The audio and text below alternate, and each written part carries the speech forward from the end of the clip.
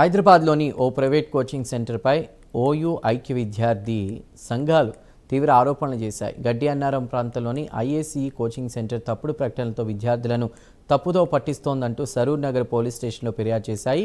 RRB, ALP, NTPC పరీక్షలకు సంబంధించి తమ కోచింగ్ సెంటర్ విద్యార్థులుగా చూపిస్తూ సోషల్ మీడియాలో ప్రచారం చేస్తున్నారని, ఇందుకోసం విద్యార్థుల రిజిస్ట్రేషన్ నంబర్లను ఉపయోగించారని ఆరోపించాయి.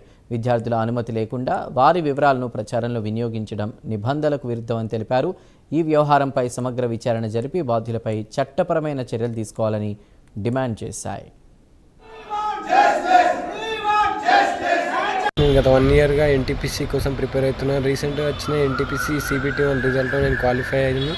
అయితే ఐఏసీ వాళ్ళు నన్ను ఎటువంటి కాంటాక్ట్ చేయకుండా వారి సెలక్షన్ లిస్ట్లో నా పేరు వేసుకున్నారు. కానీ నేను గత 1 ఇయర్గా శ్రీధర్ శిశువులోనే ప్రిపేర్ అవుతున్నాను. ఖమ్మం జిల్లాలో ఓ రైతు తన అభిమానాన్ని వినూత్నంగా చాటుకున్నారు.